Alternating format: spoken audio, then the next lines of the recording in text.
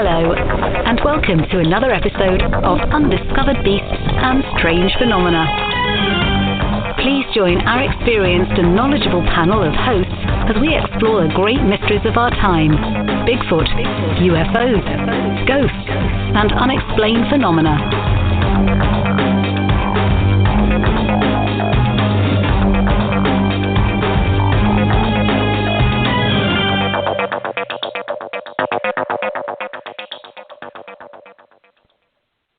Good evening, everyone, and welcome to our show. Tonight, Mike and I are joined by Tricia Barker. She's just published, and I think it's about to be released, a book entitled Angels in the OR, which is all about NDEs.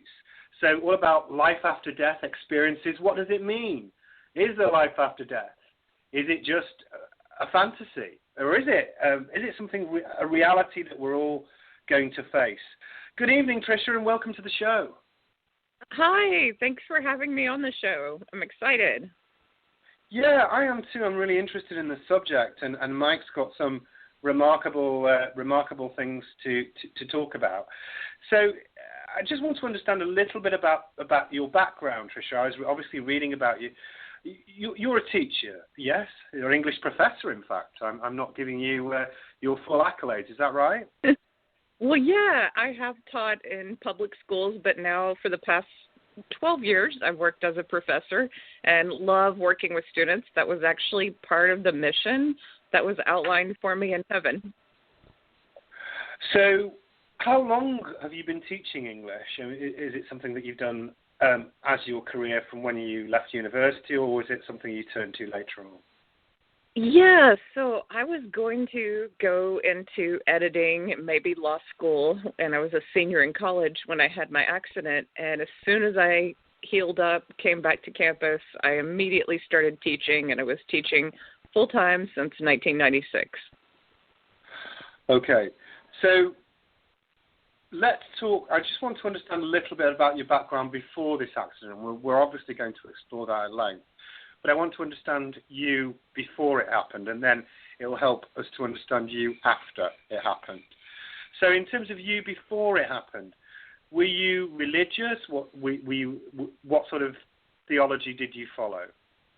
You know, I was raised evangelical, but I looked around and I saw a lot of hypocrisy and a lot of judgment, and then I was just a studious, kind of smart kid, and so much more than religion. And I was agnostic, and I feared death before that near-death experience. I'd also suffered some child abuse, and really, when I was looking at those people who called themselves religious, I was kind of horrified by their behavior, so I really wanted nothing to do with them. And it made me sad, though, to think that we just died, that we would cease to go on. But that's pretty much how I believed before that accident. Right, so you're basically an agnostic, and what sort of personality were you? I mean, I don't need to know all the ins and outs. Were you a party girl? Were you studious? What was your temperament? I would say I was pretty depressed, but I masked it with a lot of alcohol and drugs and going out and having fun. In college, Austin's a party town, and certainly I was a big part of that scene. And I kind of realized things were out of control. So my senior year, I was trying to get my life together when I had that accident. So that was kind of where I was right before the accident.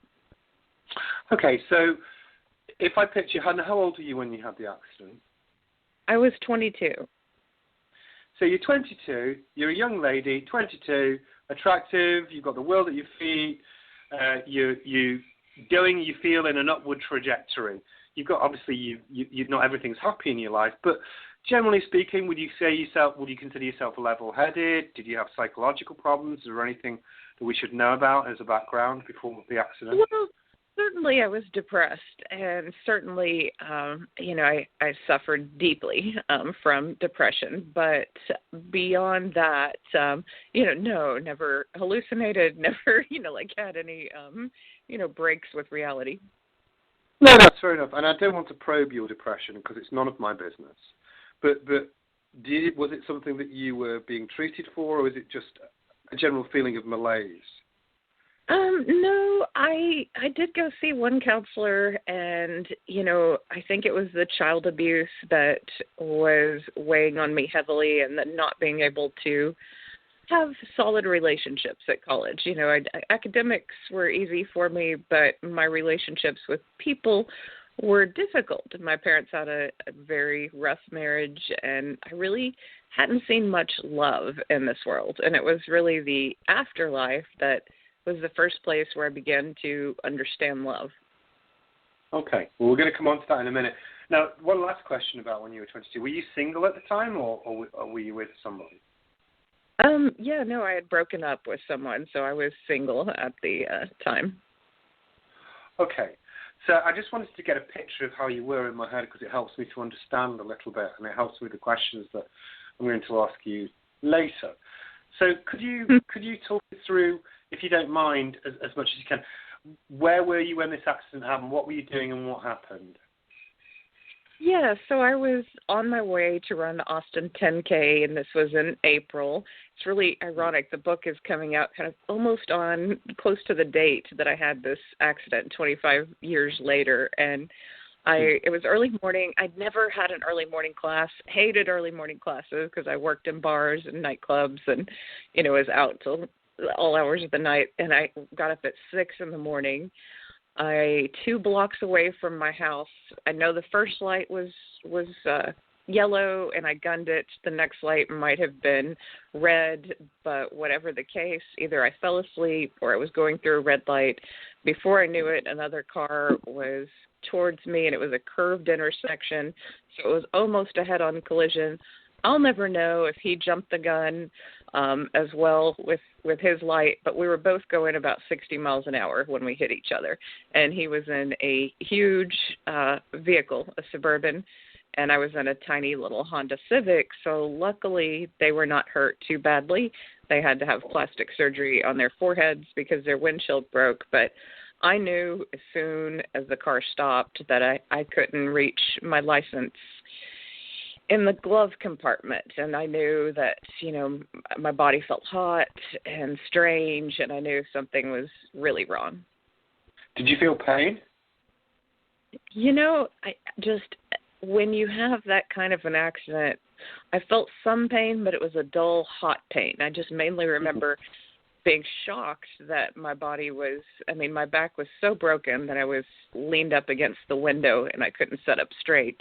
And I knew 3 vertebrae had been completely crushed. And so I knew that something was wrong with my back, and that was deeply scary. I'm sure. So what happened next? Well, they got out of the vehicle, and I later learned his name was Mr. Flores, but there was blood running down his face from the windshield, and he looked pretty gruesome, and 3 people didn't stop for us. So I remember everything was in slow motion. I was in shock, and someone on their way to church, it was a Sunday, all dressed up, just looked at us and drove on. Another older lady just didn't even look. A group of teenagers slammed on the brakes, screamed, and then kept driving. And then finally a nurse stopped, and she sent her boyfriend to call for an ambulance. And people questioned me about this a lot, but I didn't have health insurance. So my car insurance covered their surgery, but I waited for a long time for a neurosurgeon to take my case because I overheard nurses say that one neurosurgeon wasn't going to come in. So basically I was left strapped to a board in the ER for 17 hours. So that's awful. So could you hear people going on?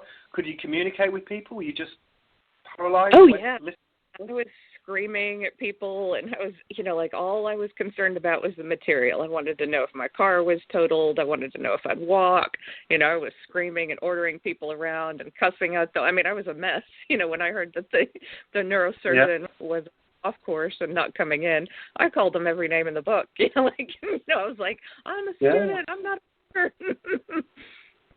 So you were there for 17 hours. Did any of your family come and visit you? What was going on? They eventually did. They were like 4 hours away, 5 hours away, and they all started showing up. And my grandmother was one of the first people there. And, they were there for me until I started cussing at the neurosurgeon, and then they were just like in the waiting room. They didn't want anything to do with. Well, I would have cussed at the neurosurgeon. I can understand it.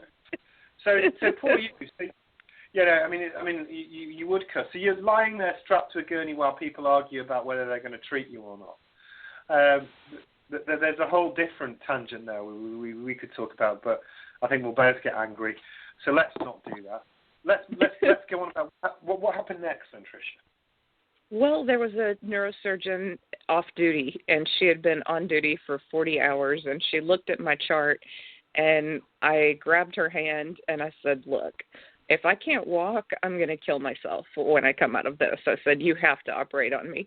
And she looked at me, and I knew that we made this human connection, and she said, I've got to go home, eat dinner, and rest, take a nap, but your surgery is going to be a long one, and I'll come back and I'll do it. So she agreed to operate on me, and so then that was all set, and I was ready for surgery. Mm-hmm. So you get, and then so you did you get any sleep, or were you just exhausted? Oh, no. No. So I'd been up, 17 hours, and then she came back and I signed the paperwork, and I remember reading that there's a 17% chance of death, and I thought, wow, that's really strange that they're so specific. And I thought, well, that's not that bad. Not 17 and a half. 17, okay. Yeah.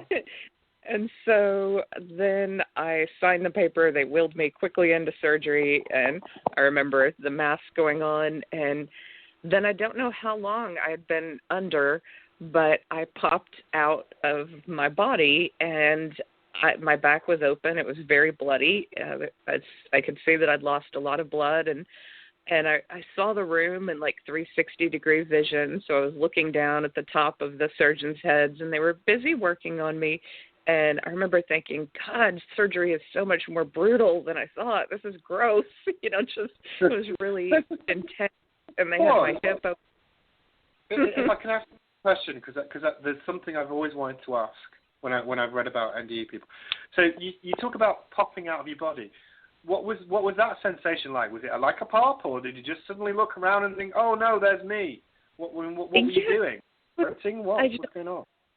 It was like my consciousness began just briefly while I was in my body. So it was like I woke up, there was darkness, and then I was above my body looking down, and I really was kind of excited. I mean, my first thought after looking at how gruesome the body looked like, I was like, wow, we go on.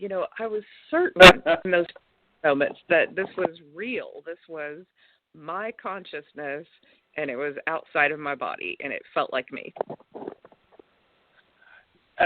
Now, some people might say, I'm going to put this to you at this point, I've decided, that one of these experiences can be induced by, I don't know, brain starvation, or their brain starvation in the sense of lack of oxygen, or people replaying their lives like a cognizant moment when they're near death.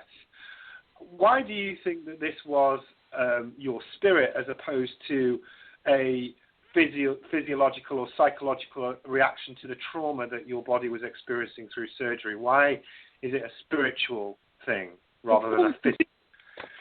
Because we exist, things like telepathy and seeing the room in 360-degree vision and going through walls and experiencing, angelic healing and the sense of oneness and the sense of unconditional love, all these things that are just ordinary in that environment really feel like a four-dimensional way of being, not like something we would conjure up in a dream. It seems like an alternate reality.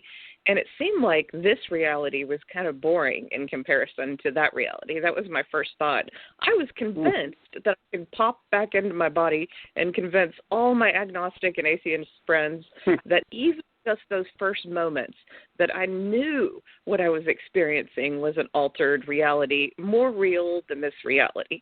And, I experimented with hallucinogens in college, and I'd had all kind of dreams. I'm a vivid dreamer. I've never experienced anything like that. And I've even since that time had lucid dreams and out-of-body experiences, but there was just something kind of intense about knowing that your body was dying and looking at it. You know, there was that added reality and that added element of I'm probably, you know, there's a chance I might not come back to this, and I'm okay with that. And I was okay with it from the beginning. Even though I was guided and told I would come back, I was fine if I didn't. And that sense of peace and assurance just can't come from a dream. And really just that experience. I think anyone who says that it's the brain shutting down has probably never had an out-of-body experience. Okay, right, excellent. So let's go back. Let's go back to this. So you're looking down, and you can see your own body. So talk us through your thoughts and emotions and the rest of the account, if you will. Yes, I was excited at first. Like I said, I wanted to go back and tell everybody that I knew that this was really me, and I really continued on after death, and I was relieved. I mean, I can't tell you the great relief. I was like, consciousness does not die with this body. In fact, it expands because there's so much to learn and so much information out there. And the first thing that shocked me, and that's why I titled the book Angels in the OR, is there were two angels, and they were massive, like 9 feet tall, and they telepathically spoke to me, and they did this through light through their eyes, and they sent it into my spirit form, and I knew that these messages would stay with me. I may not understand them all, but they slowed down for a moment and said, watch this. And then they sent this healing light through the back of my surgeons into my body, and it kind of lit up my physical form. And I knew that they would pick out the bone fragments out of my spine and that I would walk again and everything would be fine. But then at that moment, the monitor flatlined. So at that point, I realized I was truly technically dead, you know, that I'd been kind of out of body before my heart had stopped, and I didn't want to be in that room anymore. I didn't want to see them revive me or look at that, and I left the operating room, and my story's been studied by National Geographic and the Bio Channel and a lot of different places because of this next moment, but my spirit form saw my stepdad, and I didn't really know him that well. He'd married my mom about a year prior. I looked at him, and I thought, well, if I die, I hope he's good to her, and I hope they have a happy life. And he was at a vending machine, and he got a Snickers bar out of that vending machine. And later I verified with my family that right at that time, my mother and father were certain I had died. They were on their knees praying, and when he came back into the room, he offered them some of his Snickers bar. So, you know, that's like a verifiable, they call it a veridical perception during a near-death. Let's pause there, because I've got like 100 questions in the 20 seconds. So when we talk about these, so you saw these two figures, and you call them angels. Could you describe what they looked like and why you thought they were angels? Well, I didn't have another word for them. I mean, they, you know, I thought angels, aliens, I don't know what they are, but they're just super intelligent beings. And they didn't really seem like they had wings, but they had a flowing light about them. And they seemed like they'd been around for a long time, so they had this timeless quality to them. And I was really shocked by their intelligence. All I knew immediately was, wow, these are very intelligent beings, and they know more than me, and so I'll just trust them. Well, what did they look like? I'm not sure what they look. Did they look like a description of angels? Were they wearing clothes? What were they doing? Sort of. They were like light beings. So if it was clothes, it was kind of like flowing clothes made of light, and they looked androgynous mostly, maybe a little bit more male, but long hair, and then just this deep, peaceful, intelligent presence. I know it's hard for other people to picture them, but you know, like I've tried times and time again, and I tried in my book. I did my best, you know, with language. No, I just think in pictures, so I like to visualize things. So I'm one of those people who totally think 100% in pictures, not words. It's all pictures for me. So that's the way my brain works. Did they have were they Caucasian? Did they have blonde hair, or is that too specific? Would you just describe them as being light? I wouldn't. Like they were composed of light. So when people say light beings, that makes more sense to me because it was this. And colors are so strange over there. So it was a grayish, white, yellowish type of light, and they could send this healing light through their eyes. Not like really lasers, but it kind of just came out of their eyes in this. I don't know how to describe it. Like a beam, maybe, but a beam that was moving around. And you said that they said, "Watch this." Did they say anything else to you? Did they communicate with you in any way? Every bit of communication was telepathic, and they said things to calm me down. And the telepathic communication kind of hits you in the gut, and so it was like a mixture of feelings and peace and words. And then, as strange as this sounds, it's like messages that would unfold later because it wasn't the right time for me to know certain things. And so they just sent a lot of information into my spirit. And that's all I knew. I kind of knew that much. Okay, so you saw these things. And then next, did you travel to see your stepfather, or were you suddenly above him? How did you actually visualize?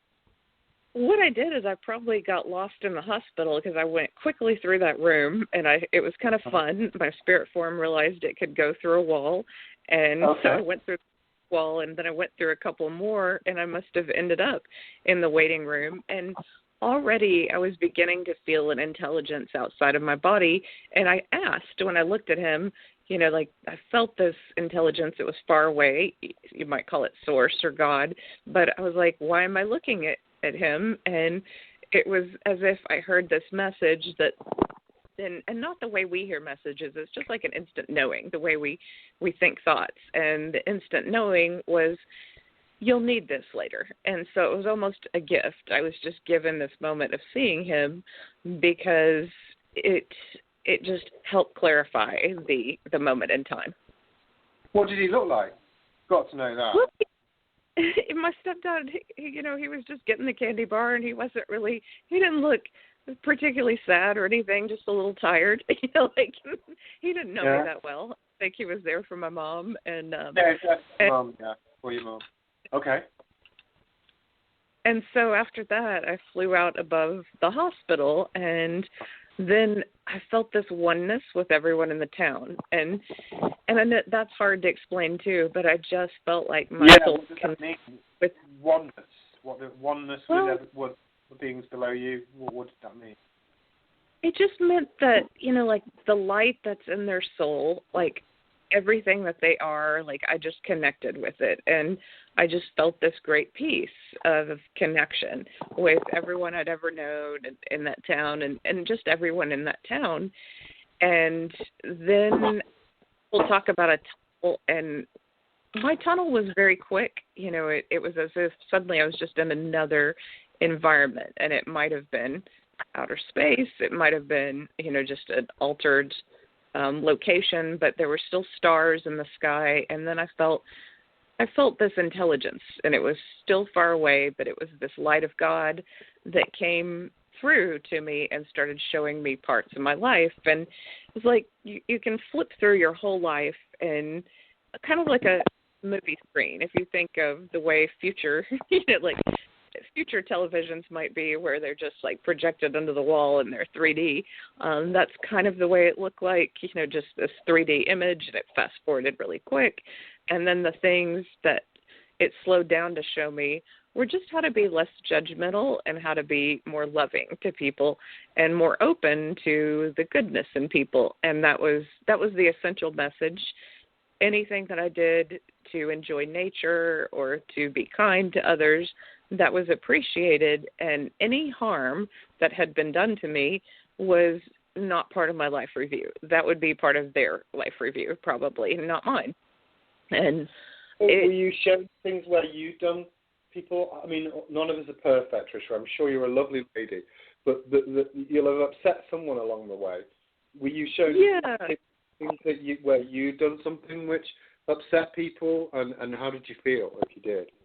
Well, what I felt, and I hadn't really, honestly, upset a lot of people. I disappointed some people, and what I saw was just their confusion. Like, what's wrong with her? You know, like, why does she act this way? Why does she not open up to us? Why does she not talk to us? And I felt like their disappointment, and I decided that I would look for the good in people and try to see that, and try to ask them about their lives, and really look for the good in people. And that's what I realized. So I hadn't, I really honestly hadn't cheated on anyone or, like done a lot of horrible things. Most of my harm had been self-harm, and I was shown, like, just to be better, to go to nature, to treat my body with more compassion and more love, and to treat others with more compassion and love. It's really pretty simple. How did you feel? I mean, how long did this process take? Do you remember hours, minutes? How long was it? Well, I couldn't estimate. To me, it seems like I was there for maybe days, but I was only technically dead for 2.5 minutes, so it's definitely a timeless environment. But right, that was what I was trying to get across, because this, I suppose, time and space have no meaning. It must be part of your, I'm guessing, is it part of a process that every soul would go through, where they'd see the positives and negatives in their life as a review? Yes, so this, people believe it or not believe it, but when my father died, this is many years ago, 2008, I asked him, because I communicate with him in the afterlife, and I asked him what his process was like. Is it longer, than my near-death experience? And he said that he had to go through every single choice he ever made and look at how his life would have turned out, like in all those different ways. And I thought, that is intense. And I said, Dad, that sounds horrible. That sounds like such a process. And he said, no, it's like universe school, and you're supported and loved along the way, but you're really just shown all the different ways that life could have turned out based on your choices. And did you make them out of love, or did you make them out of selfishness? Did you make them out of fear? And I was like, wow, that's heavy. So mine was pretty quick, I think, in comparison to what it sounds like he went through. Also, you were only very young when this happened, so yeah, no, I understand. Okay, so you were shown this, and then where did you go? After that, I transitioned into what I call heaven, and I call it heaven. It could be a holding space. There was just green grass, and it was so beautiful. The sky was so deep blue, and if you can imagine grass with no death, so there was no brown parts, there were no parts of it that, it was just so deeply alive and beautiful and easy to walk on, and I was told different messages as I was coming into heaven, and one is love is all that matters, remind them to go to nature, and be like a little child. So when I heard be like a little child, I went ahead and picked that form, that spiritual form of a child, because you can actually change your form. And we hear about people who die and they look much younger to us. Of course, you're going to pick a young form. So I was 22 and I picked this child form, and I entered heaven as a child. And my grandfather was the only person who was dead at that time in my family who I knew, and he was there to greet me. And spent some time with him, and then he asked, would you like to go on? And I knew what on meant, and I knew that meant go towards God, and I saw this light, and my soul just rushed toward that light. And as I was rushing toward that light, I felt better and better and better, and I realized I'd never even known love. Like, this was the love that I'd been waiting for my whole life, and I'd caught glimpses of it, but I'd never experienced that power, and it just called to me so deeply, and it was every positive emotion you can feel. I always say that I felt free, but I also felt totally safe and supported. So for the first time, I could love without fear, and I loved God so much, and God loved me so much, and I felt like every wound, every slight, everything that I needed to forgive was just healed, and my spirit body just felt so luminous and large and healed and beautiful, and I just wanted to get closer and closer to God. And then I heard, and these were actual words, you have to go back. And I was just stopped. There was a force, and I didn't want to go back. And then God said, look down, and I saw this river, and I saw all these souls, and some of them were lit up with light, and some of them seemed to be covered with this gray matter, which looked like fear to me. And God said, you have to remind other people of their light, and you have to go back and be a teacher. And I said, oh, no, God. Maybe a lawyer. You knew I grew up poor. With God. You did the argument with God in heaven. Yeah, is that what you were doing? I was that arrogant, and I think God got a kick out of it, because I literally was I just want to pause there. If I can pause there, because there's a myriad of questions so that we can get a full picture of what's happening here. First of all, you mentioned heaven being green. Describe heaven to us. Everybody wants to know what heaven looks like. Tell us as much as you can about what heaven looks like. So just if you think of the greatest peace, if you've had a hike where you felt more peace than you've ever felt in your life, whatever that location would be, I think that we kind of co-create our heaven.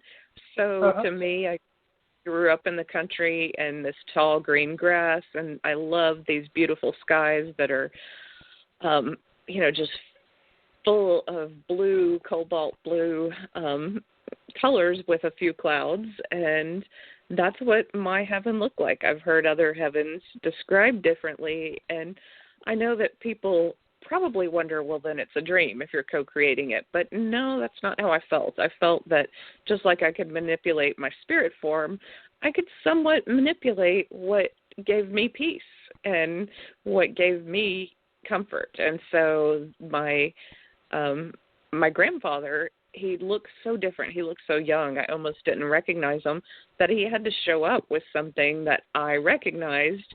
And he showed up with this truck that he had given our family. And when I saw the truck, I knew it was him. And I was like, oh, okay, there you go. And people were like, why in the world would you see a truck in heaven?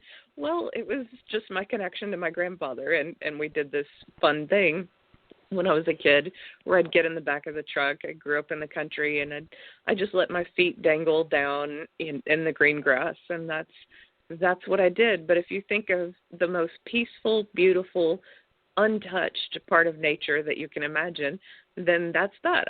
I've heard accounts from near-death experiencers, and I hope this is true, who've met their pets, their dogs and their horses, and other people, lots of family members in heaven. So I think there's this sense of being reunited with everyone who we love.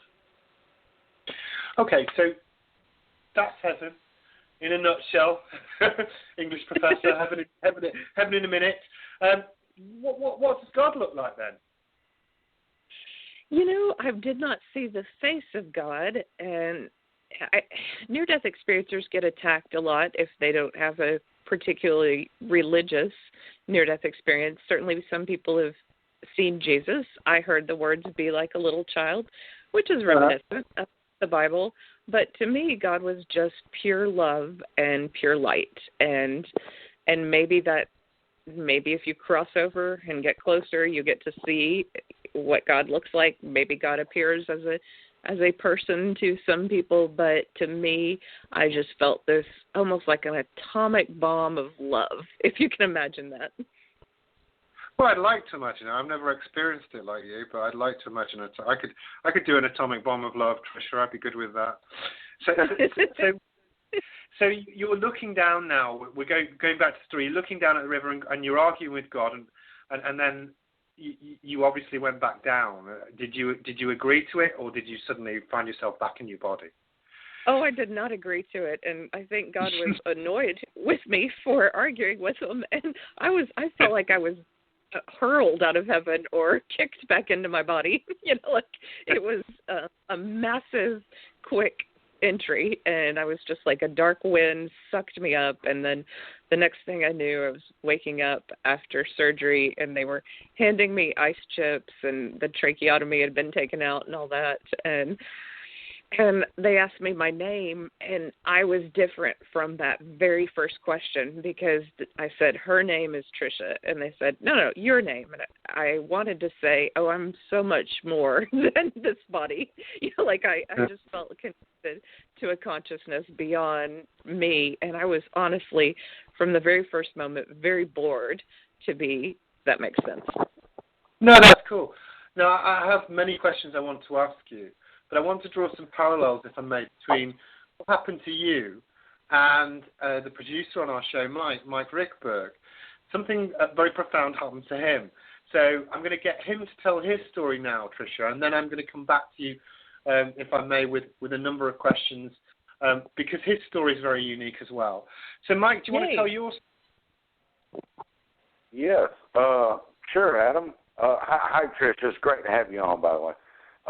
Thank you. Yeah, my story is pretty simple. It's just a case of a matter of a heart attack that I had incurred, and being a typical, stubborn man, I waited like 3.5 hours to go to the hospital. So after I was fully convinced I was probably going to die, I made my way to the emergency room. I wasn't doing too good by the time I got there. Half of my heart was the artery that fed the heart was clogged, so it wasn't getting blood flow, so my heart wasn't doing too good. Uh-huh. They got me on in there pretty quick and everything, and I was really cognizant of everything, and the doctor came in, and I asked him, did I have a heart attack? And he said, no, you are having a heart attack, and the surgeon's on the way, and all that good stuff. And that's when I got scared.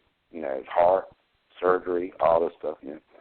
And, of course, they were just and only had to do a simple catheterization, but it could have been more than that. But, you don't know. When they go in, he just told me, we don't know what we got to do till we go in, okay? So the heart doctor comes in, and luckily I live very close to a state-of-the-art robotic cath lab. So that was all good and everything, but by the time I got there, my heart, the part of my heart that was working done all it could do. So I kind of dipped out on them when I got to the table. I flatlined a little bit, and they got me back, and I remember them working on me and everything. I could actually hear the doctors, the heart doctor, I won't call his name, he, very good doctor, he was doing it by voice control. It's all robotic, so it's like, procedure goes like advanced 3 millimeters, inflate, scrape, that type of thing, voice-activated control. So I could hear all that going on and other things in the room. So I was pretty much in touch with the real world there, and I flipped out again. I flatlined again. And that time, the experience was much more intense. So actually, I kind of dipped out real quick and came on back, and then I went out again. So it was a double dip, if you will, that night. So you had a double dip and you flatlined, and then where did you wake up, Mike? What happened? Well, to make a long story short, when I flatlined the first time, it's like I left the hospital. Well, both times. And the first time I left, I immediately went through some kind of barrier. And my first thought was, oh, wow, this is a really bad time for this. I got stuff to do in the morning. I need to talk to my son. I need to apologize to so-and-so or whatever. This is a really bad time for this. Because I felt like I had died, and that was it. Because I went through this barrier, and I was like, oh, well, there ain't no going back or whatever. There's very much a sense of permanence. And I went to this place. It was like a trail in the woods. And that's something I enjoy, is being out in nature and hiking on trails and stuff. And it was the oddest thing. I was at a fork in a trail, and one way looked like really attractive, and one way looked really unattractive, like uninviting. And I said, well, that's pretty interesting. You know, I definitely want to go the way that looks nice or whatever. And then I came on back to the hospital. The other way. So, yeah, the other way didn't look too good. One way went up and to the left, and it was all like, just like Tricia said, that dark blue, rich sky with a few really white clouds and birds singing and grass and flowers, and it was really nice. And I was like, oh, that's really pretty, you know. And the other way was really like red and black and gnarly and like smoky, and there was like dead snags around and stuff like that. I was like, well, that don't look so good. But then I came on back, and I was like, well, that was kind of neat. I'm glad I'm back. And I was listening to him working on this stuff, and I left again. And that's when I was really like, oh, geez. I just when I thought I came back, now I got to go again. But that second trip was really much more involved, and a lot of things happened to me. Excuse me. And I still get emotional talking about it. Even though it's been a few years, 4 years now, since it happened, it's a lot. There's so much happened. It was so intense for me that I'm still processing and absorbing exactly everything that I was shown. Because when I left the second time, I was shown a lot of things. And when I came back that time, I was a lot different. So what can you tell us about what happened to you on that occasion? Tell us as much as you feel you can. Well, on that second time when I left, it was the same thing. When I left, I immediately went through some kind of barrier. And I noticed Tricia say it was a very far away place she went. I can tell you wherever I went, it was way, way far from here. It wasn't like, in the terms, like we use astronomical terms and stuff like that. It was in a different way, a long way from here, like in another dimension or something, is the best way I can describe it. And I was shown things, and I want to say this. I think I was shown things where I could understand what I was supposed to. I think if I was somebody lived thousands of years ago in a different place and had a different belief system and things like that, I might have been shown things differently. But I left, and I went to a place, and I will tell you, and this is silly, the best way I can describe it, I went to a place that was much like the DMV. It was a processing center. And I had to wait my line in turn. You know, and so you're in hell then, Mike. You're in hell. You're at the DMV. In hell. No, I'm joking. Carry on. No, I'm seriously. And this is silly. And it's like, but it's almost like DMV or something, and we're getting processed. And I'm like watching the people going in front of me, you know, and like checking out what's going on. And they're kind of going up there, and they're having to like show how much. This is hard for me. I apologize. They have to like show how much love they had accumulated. All right, so like the guy right in front of me was a really old-looking, beat-up hobo guy. And it's like everybody was already feeling bad for him and man, because they figured he probably didn't have no love to share with. Well, he gets up there, he's got more love than anybody. Everybody's like, oh, tripping, like, where'd he get all that? You know, he's just some homeless guy or whatever. And then it's like I come up there and I turn my pockets inside out, and I've just got like a little bit of lint in the corner of my pocket. And everybody's like, oh, man, like turning their head and looking away and stuff. You know, it was like a real, like a shameful moment for me. I felt real like, I don't know, I just felt bad about it. And I said, well, damn, this sure enough sucks right here. And then somebody tapped me on the shoulder, and I went to a different place. And when I went to that place, I was in the presence of some kind of very bright light that was real white and gold-looking white light that I interpreted as God. I don't know, like, if that's my interpretation or whatever, but I just felt like I was in the presence of God. And the person that tapped me on the shoulder apparently had communicated with God somehow. I was like there, but I couldn't turn my head and look and see, and I couldn't hear what was going on. But anyway, there was some kind of conversation or something. And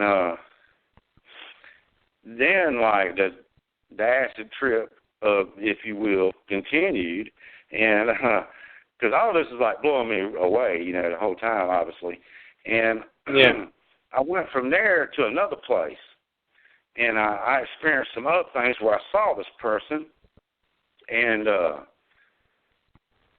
that's when something occurred to me, like where I refer to it as being switched on and uploaded, where I had this like profound like change occurred.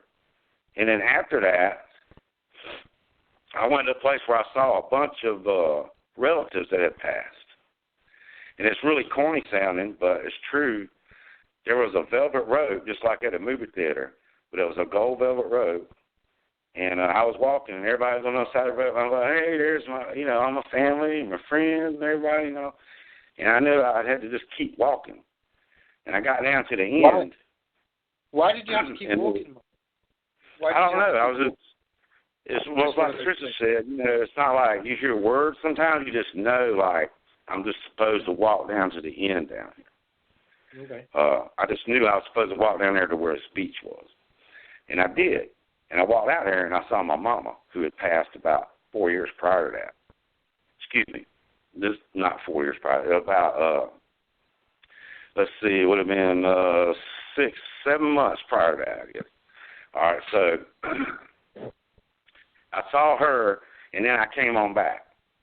So, like, my experience wasn't so much about, now I do remember things in the hospital room, you know, but my experience was much more, I would say, took place in a faraway location, kind of like more on the other side or in another dimension or something, if you will.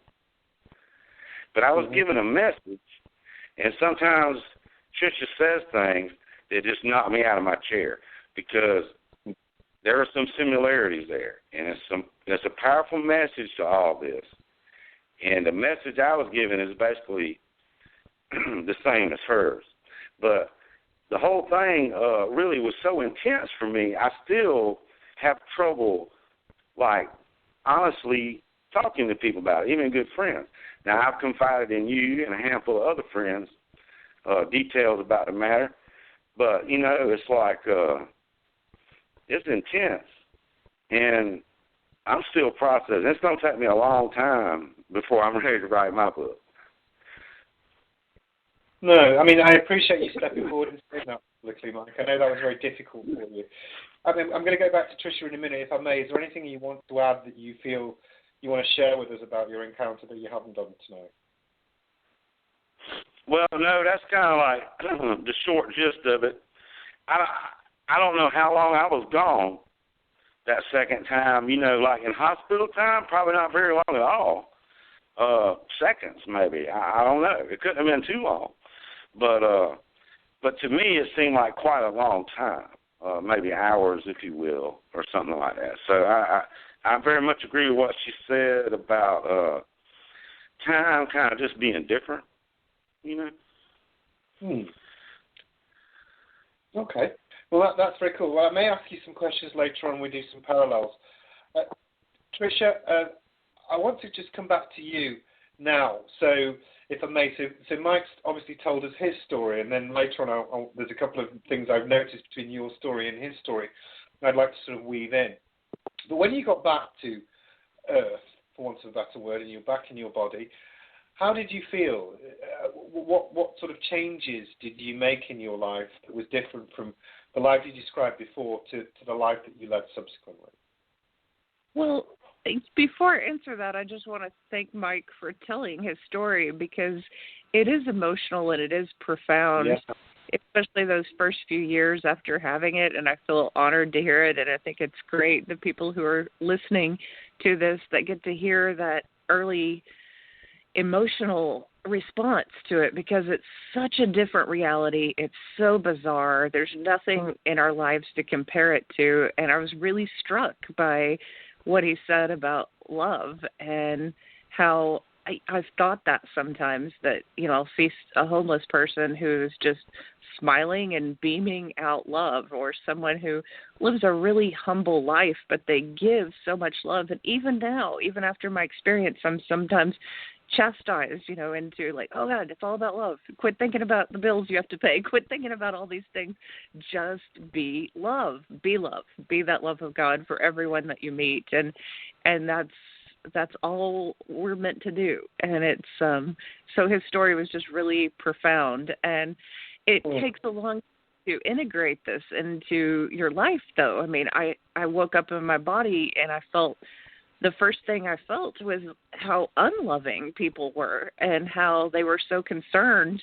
I remember looking around my family, and they were there for me. I mean, bless their hearts. They were sleeping in sleeping bags, aunts and grandmother and mom and different people. But all their conversation was about where they're going to go to eat, where they were when my accident happened, just the physical. And I was so bored by that. I kept trying to talk about God and love, and they were like, yeah, okay, we're going to go to get the food here, and I need to change. I need to do my hair. I need to, and I was like, come on, people, let's talk about God.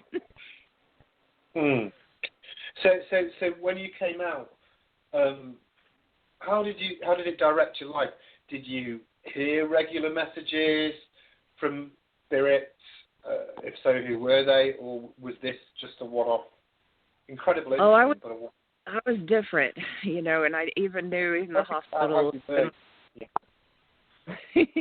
Yeah, even with all that morphine in my body I was in the hospital for 9 days, but I knew I was different. I started seeing the world differently, and I was kind of excited about my mission to teach. I couldn't wait to get into a classroom and work with students, and there was a lot of excitement around that, but I also had to heal. I had to learn to walk again, and what I noticed first was that I missed God. I missed that love, and I missed the angels. And so when I left the hospital, and even when I was in the hospital, I would close my eyes and try to connect with that light and ask for healing and ask for that connection. I felt like that was kind of more my home than here. And as odd as that might sound, there's just a part of me that's a little, when you get that close to the love of God, you're just a little bit lonesome for it. And so it took me a while, many years, to realize that it's my duty to remind people of that a lot of people think, the statement love is all that matters, that it's what they receive from others, but it's not that at all. It's what you can give to this world. And that's what I had to learn through time. And people can be really disappointing, to be honest. But that's not my problem. My problem is how good am I at giving love? Yeah, no, people, I know that. In terms of where you are, so what you were told by God, according to your story, that you had to become a teacher. Did you make a conscious decision then to become an English professor? Did you make a decision then to become a teacher on a spiritual dimension? How did you progress? Well, I felt like it didn't need to be a spiritual teacher at that time. I felt like I was meant to be in classrooms, and I had a gift for writing, and I had a gift for, I just love studying. So I thought this will be an easy way to connect with students and to help them. And I knew, though, that my real mission would be to love every single one of those students, whether that student was in a gang, whether that student was pregnant, whether that student, was a miserable person because of what they were surviving, or whether that person was just joyful or had a physical or mental handicap, whatever encountered. Every person deserved that unconditional love of God, and it was a safe way for me to do it, if that makes sense, because I was the one in control. I was who could Set boundaries, and so I think it was a beautiful experience.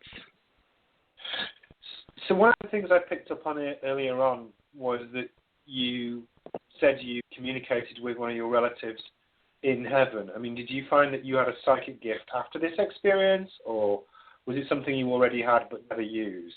And if so, how did it manifest? I never had it before. I didn't even think about that kind of stuff. And then afterwards, I didn't follow too many psychics or mediums, but I knew I was getting flashes of the future that were annoying, because it's not like I was getting a flash of the lottery numbers. I was just getting a flash of what was going to happen 10 minutes from now. I felt like I was outside of time, and I think because I was in that timeless place, time was just a little jumbled for a while, and I would pray to God and say, hey, if I need to know something, please just give it to me in a dream. I can't handle this. Like, let me be centered in time. And then when I would get communication from my grandfather, I just called it, well, I crossed the veil so I can talk with some family members, and that's just the way it is. I didn't think it was mediumship. I just thought, oh, I died and I crossed that line, so that's just the way it is. And it was. So, but how does it work? So, do you have to ground yourself? Do you sit there? Do you think? How do you end up communicating? I mean, how does it work? Well, it's different now that I've done it more frequently, but those years after the near-death experience when it was still new, I would hear communication from my grandfather if I was in danger. So he literally guided me to do certain things, and he was there for me in a couple of instances, and I just did what he said. I just followed his voice, and because I recognized it from heaven. But about 8 years ago when my dad died, I was close to my dad and loved my dad. And I thought, well, I've had this near-death experience. Let's see if I can communicate with him. And I started getting images and messages from him. And then over time, people asked me if I could connect with their loved ones. And I didn't charge. I just thought, oh, let's see if I can do this. And oddly, I can do it. I was like, this is weird, but it works. And, sometimes the connection is really strong and you can get a whole lot of information, and sometimes it's just a few things. So do you do this for other people, or is it just a personal thing? Do I do this for other people? Is that what you asked? Yeah. Do you do it for other people? So do you do it so... if somebody does somebody come to you and say, I've missed a relative, or do spirits of other people ever pop in, or is it something that you just use yourself to communicate with your own family members? Now I do it for people when I have time. I'm kind of torn about how much I want to do it. I think I only do it in certain cases where I feel like it can be healing for someone. Like, one of the professors at college, she asked me, can you contact Abraham Lincoln for me? I was like, I got it. He's going to be busy, but he's got lots of requests. There seems to be love is the link, and so when I sense that someone's heart needs connection, I'll just ask, and if there's a connection, great, and we'll go from there. Okay, very cool. So one of the questions that I had, and Mike's story sort of touched on it a little bit. You've obviously, in your book, Angels in the OR. When's it coming out, by the way, your book? Yeah, it can be pre-ordered now, but it's going to be live on April 16th. So if I wanted to pre-order it, how would I do that?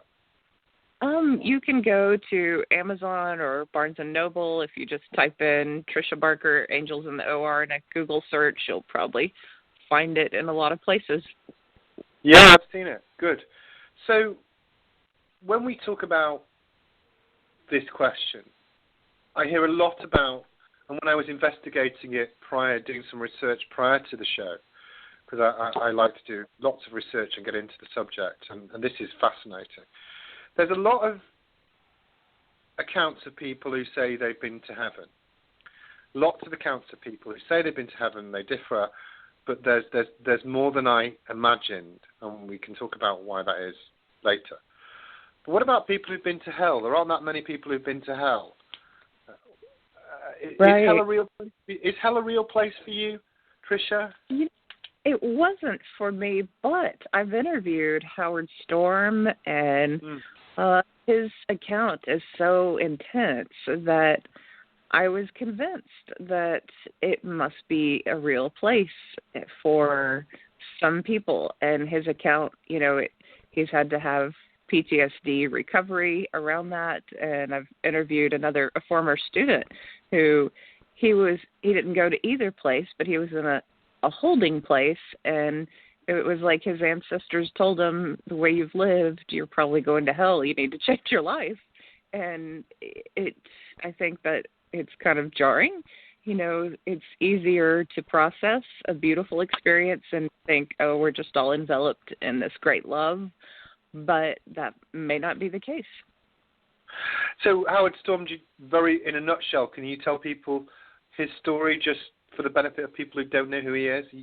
You've spoken to him than me. Yeah, it's an amazing story. He was an art professor, and he was atheist, and he would make fun of people who were religious, and he had all kind of problems when he was overseas with his stomach, and was dying, and he went to hell, and he was torn apart by these spirits that were just angry. And I mean, it sounded like the most gruesome, horrifying experience. And in his terror, he searched his brain for anything about religion or anything that might save him. And he found this little Bible verse or this song, nursery song that had the word Jesus in it. And he started calling out for Jesus. And then he felt this light coming from far away that saved him from hell and carried him up into heaven. And he got to ask lots of questions of Jesus about, why did the Holocaust happen? Why did these things happen? Are there aliens? I mean, he asked just enormous amounts of questions, which is unusual for a near-death experience. And he was given answers, and he was even given some previews of different ways that things could play out in future events. And he was forever changed and forever in love with the love that saved him. And in his case, that was Jesus, and he came back and became a minister. Yeah, so for him it was a very real experience. But would you say the predominance of people that you interview are those people who've had positive experiences? Those people are going to have, in that form, better word. Yeah, and I think maybe if people have a bad experience, maybe they don't want to come forward. They feel like they're a bad person or something, but there's a smaller percentage. I think studies have shown it's around 15% that have a negative experience. So most of them mirror mine, where love is a light, and it's just a beautiful light that envelops people, and there's this sense of oneness, and a lot of the characteristics of my near-death experience are pretty common. So has your experience made you more religious, do you think? I am happy in so many different churches. If I get this sense of love and community, then I love it. And I'm happy in some spiritual events, which are, not really related to religion, which are just spirituality. I traveled, through South Korea. I would meditate in temples, and I felt great peace there. But as I'm stayed here more in America, in Texas, I love certain churches, just love them to death. If they're focused on community and they're focused on doing good, then I'm all for them. One of the questions I had when I was thinking about what to ask you, because I was interested in it, and it sort of goes to the theological aspect of this, because there has to be a theological core in some way, is what's your views on reincarnation, Tricia? Do you believe it's a real phenomenon, or once you die, that's it? Well, and this is where some Christians are a little uncomfortable, and I know this because, they'll argue this, but I'm certain that reincarnation is a very strong possibility. I have this sense that I've lived before. I even remember certain things about a previous life, and that kind of came back to me after the near-death experience. But even as a kid, I always talked about living in England at some point, and I said I was not a princess. I worked the fields. I was like a serf. Well, you know what? That's a bit more realistic, because one of the problems I have with reincarnation often is when I ask people about reincarnation, they're often like Napoleon or a king. Well, in reality, they're more likely to have been a serf eating pottage, which is a sort of vegetable stew. I mean, that's what most people would have been. 99.999% of the population wouldn't be riding around in suits of armour, having their hands kissed if they were a lady. You'd be working back-breaking work in the fields, and you'd have a piece of bread if you were lucky. Was that you, Tricia? That was me. I died early, and it was a tough life, and I remember it, but that was just one of many lives. And I have this is a side topic, but I have this movie idea that's a comedy, and it's a spoof, and it's, all these spiritual people, and these women are fighting like, no, I was Nefertiti. No, I was. No, I was. And they're all and then the men are fighting, no, I was Merlin. Yeah. Everyone wants to be something cool, They don't want to be like the bog assistant or, I don't know, some sort of peasant. No, I get it. So this is a little bit, if you've experienced these lives before, do you just feel them, or have you had reincarnation, hypnosis? I mean, how's it happened for you? Well, I have. I remember my last life, which ended in the 20s, and I lived in Boston. And I remember so much about this life. And then when I lived in Boston, anything that was built before 1920, and any roads or any parts of town, I didn't need a map. I could just walk there. I remembered certain things. And to me, that was some confirmation that this city just felt like home, like there was something about it that I understood. Okay, very cool. People, there's so many different theories. I mean, I ran them in my head too, and I thought, well, what if I experienced this oneness with everything that's been and everything that was during my near-death experience, and I just brought back pieces of it? I guess my explanation is those pieces must have meant something to me, and to me, that seems like a past life. Okay. Now, do you argue with people ever about this? Because to some ways it's incongruous with the notion of Christianity, or are you comfortable with that? Is that not something that really troubles you? Well, I don't want to argue too much. I would like to find commonalities, because it makes me very sad when Christians say that these experiences are of the devil and that they're just, like... Which is what I was essentially asking, yeah. Mm-hmm. Yeah, and I don't want Christians to be like that. I want to find the commonality, which is I love their churches. I love them when they are about love. So when they are loving one another, when they're helping each other, when they're helping their community, when they're focused on that love of God, that's my only message, is just like, hey, let's all be loving. And surely we can agree that God is the most loving force that we could ever imagine. So one of the striking parallels between your account and Mike's account, and Mike, feel free to answer this as well. I'm putting it to bed. Is this, if you were given any message, the pair of you, is love is what you need, and spread love, and what does that mean, though? I mean, and I mean this in a nice way. Is I can wake up and my heart can be full of love tomorrow, as I walk to the school where I teach. But what does that mean? How do I become that loving person? I can't obviously go around hugging anybody, and I'm not being flippant. What message are you trying to teach us? Well, Mike, would you like to expand a little more? I certainly can talk, but I want to hear Mike. Yeah. Well, yeah, before you go, I'll just say quickly, Well, the message was very specific that I was basically given, and that was love is the only thing that matters.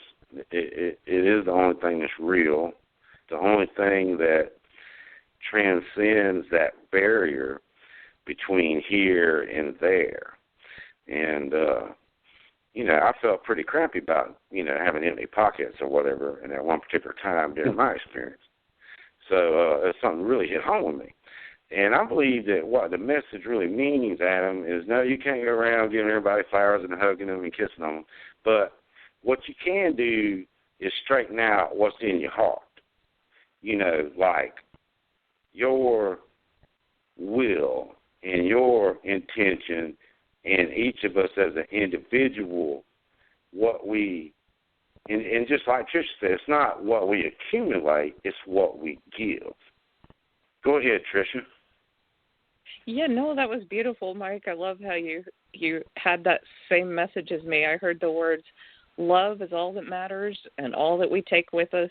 And it really seems like in a realistic way you experience that there. And what I have to correct myself on is if I'm thinking negative thoughts and dwelling on negativity, as we're all prone to do, I have to switch it to what do I want? What do I love? What is good? And then in every interaction, if I'm tired and a student comes up to me and I just don't feel like helping, I have to take their perspective and I have to go, what does this person need? What are they suffering? What, how can I make them feel good about themselves and their life and really feel invigorated because of this interaction with me? And then in the really tough times when our ego wants to take over, I've learned to sit down on the steps is what I say. If I'm about ready to argue, I'm not perfect at it. I'm a wounded person and I make mistakes, but I'm learning time and time again to just break my ego and shut my mouth and just wait for anger to pass and say and speak my truth. Well, you don't fear emotions, but you learn how to communicate with people differently in a way that leads to greater peace through nonviolent communication. And then always switch to love and know this, that if you were about to die, if we're all about to die and we had 5 minutes to live, really we want to broadcast love to everyone that we know, and we want them to know that they're loved. And so I just try to broadcast that in realistic ways, and sometimes it's an energy and sometimes it's just telling people thank you for being in my life. Okay. And so if I want to, what message would you give to, I don't know, me or Bob or Pete or somebody? How would you tell them that they should live their lives to please or God? What would you say? Well, and here's, it's not easy. So there's things that I do that I would like to be more selfish, but I'm not. So, for instance, when I get my tax income check, I would like to go buy a lot of cool things for myself. But what I do is I give some to help end human trafficking because that's something that weighs on my heart. And I think, wow, if I could get one person, one child in Nepal out of human trafficking with that money, then I've really done something to help another human being. And, won't my soul be happier at the end of my life that I did that instead of getting, 3 new designer jeans? So we're just selfish here in America, and it's, everything from little things like that to donating time to really just listening to people and being present with them and encouraging them, because everyone around us needs so much encouragement. We all get down, and I think just listening to others and being there for them in their difficult times is a great gift too. So in synopsis, you don't have to be superhuman. You don't have to be a saint.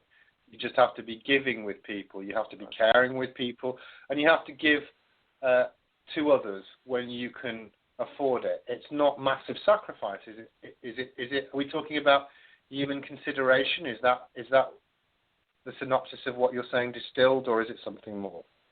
Yeah, well, I'm saying there's some narcissism and selfishness in being American, and maybe there is in the Western world in general. There's Oh, a lack of community. And so part of love is remembering that we're part of a community, I think. That just may be my interpretation. It might be as simple as, being love might be just being loving to the pets that you have, to the kids that you have, to everyone around you, like just being a source of love. I think it could be interpreted in so many ways, but I guess I kind of work with my own character, if that makes sense. And that was a weakness in myself, that I like nice things, and to sacrifice on a teacher's salary, having nice things and doing something good for the world was kind of tough. I get it. Don't worry. I'm a teacher right now at the moment, so I understand.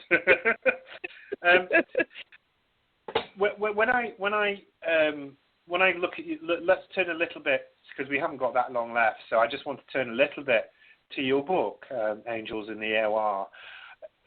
What was it your own experience that decided you to write that? I guess it must have been. Well, I was halfway through a young adult novel, and I thought, I just fictionalized some of my experiences, not the near-death experience account, and, write this work of fiction, and young adult novels are easier to sell, and I stopped writing that, and National Geographic interviewed me about the near-death experience, and I thought, two major outlets have interviewed me about this story. I'm a writer. I should just write it. I'm not sure that another near-death experiencer is a writer, so maybe I can do a good job with it. And I just wanted to not just write to people who are interested in spirituality, but I wanted to write to anyone who likes a good memoir. So the same people who read Eat, Pray, Love, or Wild, or The Glass Castle by Jeanette Walls, or The Liars Club by Mary Carr. I just thought I want to reach those people and maybe put it in their brains, the idea that near-death experiences are real. And I just wanted a wider audience, and I hoped that it would bring more attention to near-death experience accounts and that I would help that group of people too. So, looking at your book, I mean, obviously I don't want to steal all the book's thunder, but is there any accounts that really struck you, and why? Is there anything that you want to share with us tonight? Well, I was young when I had my near-death experience, and there's lots of famous near-death experiencers out there. There's, Anita Morjani, there's Eben Alexander, Mary Neal, there's Danny and Brinkley had one years ago, and it was turned into a movie, Saved by the Light. And at one point I thought, so many people have written about this, I don't need to write my story. But then it hit me that there's sociological value to my story, because I was this young woman, I was poor, I had to recover from child abuse, and there was a lot that I had to heal in my life, and I had no privilege, and a lot of things happened that were kind of difficult to walk through, everything from being stalked to sexual assault, and it just hit me that real people experience difficult things in life, and you don't just have a near-death experience and then everything's rosy, and people's lives are difficult, but what I was shown is it's always God and it's always love that heals even the most difficult things, and sometimes that love has turned in towards yourself for healing, but if you connect with that love of God, you can heal anything. And I thought, you know what? No, my message is important, because there are so many wounded people walking around this earth, and they need to know that even if they go through something profoundly, that shakes them to their core of their being, that still God is there for them, and that still love will help them find a way out of it. And how many people have you interviewed over how many years to get the book? I have told my story to every group of students, and I have had several students who've had near-death experiences themselves. So I've had lots of students who have lost children and, have been in deep grief, and students who have lost parents. And so a lot of my experience has really been in community colleges and with students in that realm. Okay, very cool. And is this something that you're going to carry on doing, or is it something that I'm going to write this book and then I'm going to leave this subject, or is it something you're going to carry on pursuing? Do you see it as a mission, really, Tricia? I see my mission as more healing, and so my next book is focused on really helping college students heal from whatever they've suffered. So if it's child abuse, even if it's just a breakup, or if they deal with depression, I believe that love of God, and I believe that a focus on health and a focus on their healing can help them live better lives. And so I want to incorporate that into college success. So that's my next book. Then I want to finish that young adult novel, and then I don't really know what the future holds, but I do know I'd like to write, so I'll probably continue. Good stuff. Well, Mike, is there something that you wanted to add to what we've been talking about tonight? Well, I just wanted to add real quick that I really love what Trisha's doing with her book and everything, and I can't wait to get mine. But, I'm still trying to find my groove, if you will, since my experience. But I'm quick to tell people, and a good example is a good friend is behind on the rent and things aren't looking good and that sort of thing. And I'm quick to tell people these material things don't really matter. Nobody has ever laid on their deathbed and really cared if they were late on a mortgage payment or a car payment or whatever. You're thinking about, eating ice cream with Grandma on Sunday night watching Walt Disney World or that pretty girl in the 6th grade or whatever. You ain't worried about the mortgage payment. So I try to tell all my friends to kind of chill on the everyday stress of the rat race thing. No, and I get that. I've always subscribed to the view that material things are transient, and I'll tell my own brief story. I've not had an NDE like you two have, but there's something that really struck in my mind. Was when I was coming out of the Congo Likula jungle. I was coming out of the Likula jungle, and it was very hard, and all the villagers turned out to cheer us when we came out, and afterwards I went to one of the guy's houses, Marcelin, and I sat down, and in his hut, he had a stool, which I sat down on, and it was just a mud hut, and he had, I heard something moving on a shelf he had, and it was a chicken, and he had this one chicken, and he had a gourd, which is used for carrying water, and he gave me, in a little plastic cup he had, some whiskey of the village, which was disgusting. It tasted like it was from, I don't know, a toilet or something, but it got you drunk. So after being in the jungle for days, we had a couple of these whiskey of the village. But he had three things, essentially. And as I was leaving, he gave me one of his three possessions, which was the gourd. And I was like, no, I can't take it. And he was insistent that I do so, and I was proud to take it, and there was a man who had nothing really, and those villagers, their sense of community meant that they were some of the happiest people I've ever met on earth. I've travelled all over the world, but they were some of the happiest people, and they had nothing compared to even the poorest people in Britain. I'm not going to talk about America, in Britain, nearly, so what did that teach me? It taught me that materialism really is a waste of time, and it's a very hollow existence. And I agree with both of you on that. I think it is. It's like if I can say it, it's like an itch that you keep on scratching, and it's always going to be there. You're never satisfied if you see materialism. Never satisfied. No, that was fascinating. Okay, Tricia, is there anything else you want to share with us tonight? No, I just thank you for your story. And Mike, thank you so much for your story. I know 4 years after the accident, or the heart attack and experience, there's still so much to process. And I really do feel honored that you shared it with me and with people. It's beautiful. Thank you. Well, thank you so much. Thank you too. That took a lot of guts. That took a lot of guts, Mike. You did a good job there. I mean, thank you very much. And Tricia, I want to say thank you ever so much for joining us on the show tonight. I was very interested in what you had to say. There was a lot we covered in a very short space of time, so I'm very grateful about that. Tricia, great. Go ahead. Oh, you asked great questions. Oh, thank you ever so much. No, I'm grateful for that. Your book, Angels in the OR, is out again. Do you just want to tell people again how they get hold of that?